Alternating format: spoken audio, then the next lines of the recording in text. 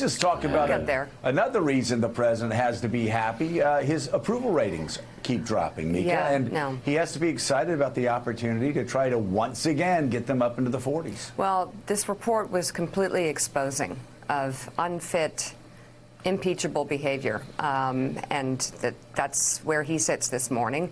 His claims of total exoneration seem to be ringing hollow with the public.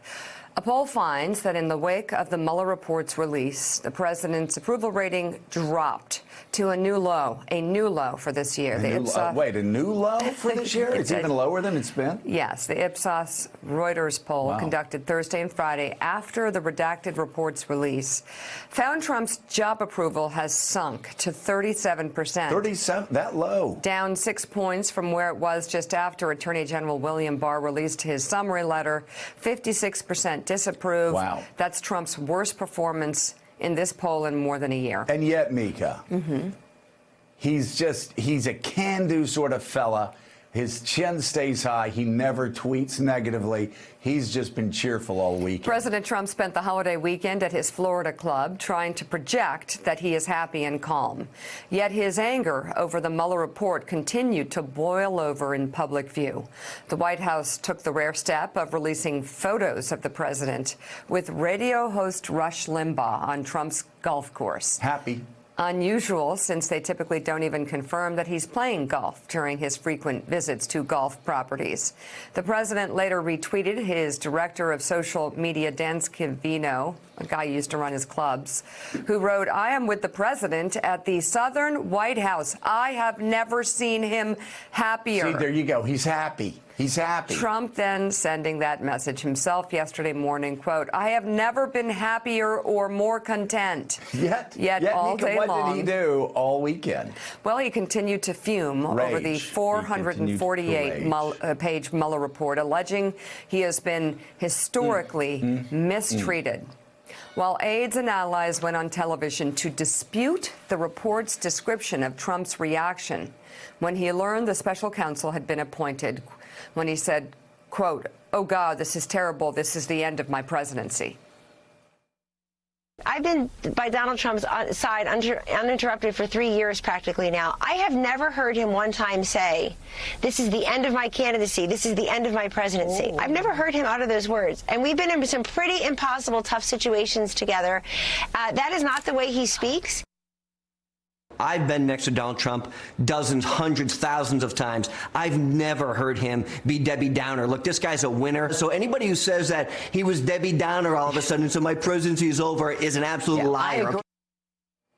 John Meacham, it's almost as if they are reading talking points sent out by somebody saying they would never do that on Fox News. An innocent man does not screech and complain and whine all weekend. So it's almost as if somebody got to all of them and said, you need to start saying the president's happy. Of course, the remarkable thing is, John, sarcasm aside, and it is awfully hard to peel away at it, but sarcasm aside, this just shows how incapable this president is from doing anything that's not just on the front of his mind.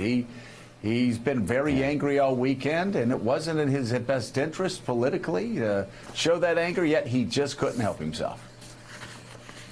No, and it does feel as though maybe someone in the Mar-a-Lago world said, you know what would really make them all mad is if you were really happy. And he thought, yeah, I'm happy. He's sort of in the midst of that. It had the feel of something that might have come up in the men's grill or something.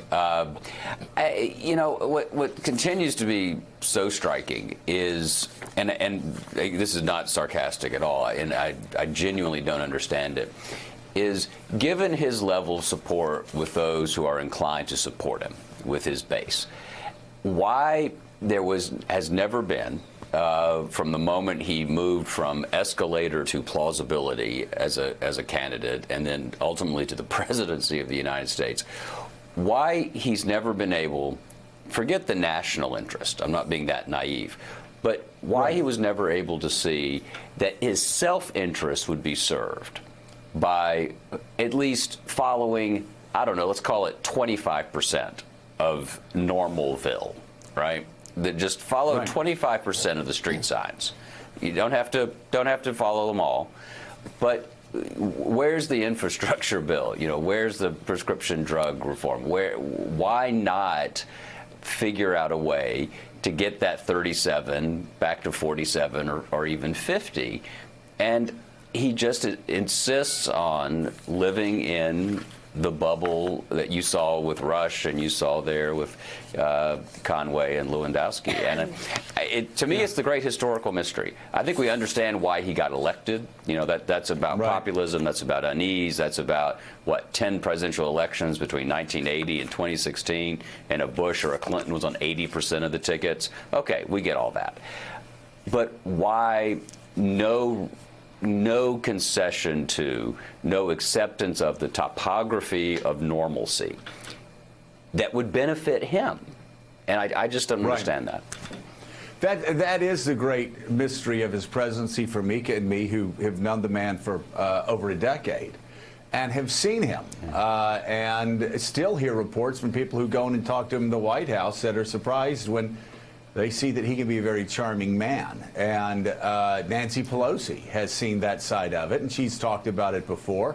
Hillary Clinton, when asked why she went to Donald Trump and Melania's wedding, said he's a fun guy. He was friends with Democrats. He was friends with with Schumer and all of them, and dealt with them. Yeah. And so that has been the great mystery. Likewise, the great mystery to me has been on a weekend like this weekend. The Mueller report is released. There's a lot of negative in there, but guess what? He dodged the bullet. He dodged the legal bullet. So John, why not actually be happy, or at least play happy, and stay off of Twitter? Again, we're not just talking about him doing something this weekend that impacts the polls and maybe would help him 2 or 3 points one way or the other. This is more about the central mystery of Donald Trump as a politician and why he does things, again, not only that are against the American interest, but he is consistently doing things that are against his own political interest and drives those closest to him inside the White House crazy, regardless of what they say on Fox News. Yeah, and it seems, why don't we do some literature as opposed to the French and Indian War? How about some Elizabethan? Mika, will that be okay? Yes.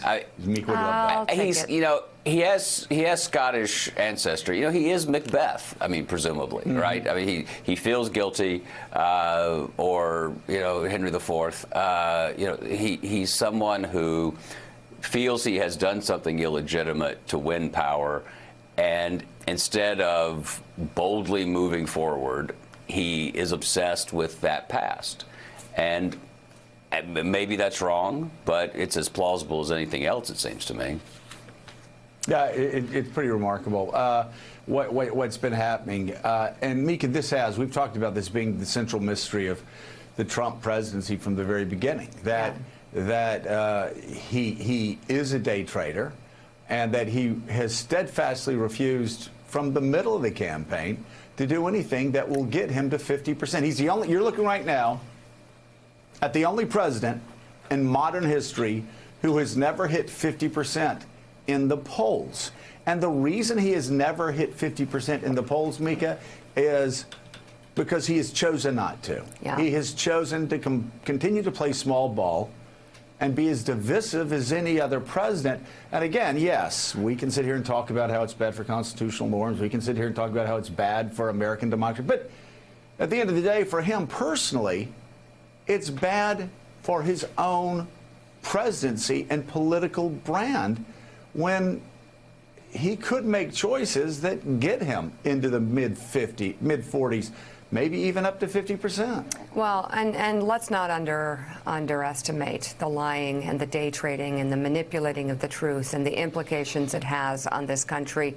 We can't be dour 24 hours a day, but I feel it every time I watch the news or read the paper and listen to the way he is acting, Kellyanne Conway, Sarah Sanders, everyone in this administration who shills for this president, acts like lackeys for this president, lies for this president. This This is not normal. And, Right. you know, my daughters who, this is the first presidency that they're really witnessing firsthand. This is horrendous, and it is bad. And Thanks for checking out MSNBC on YouTube, and make sure you subscribe to stay up to date on the day's biggest stories. And you can click on any of the videos around us to watch more from Morning Joe and MSNBC. Thanks so much for watching.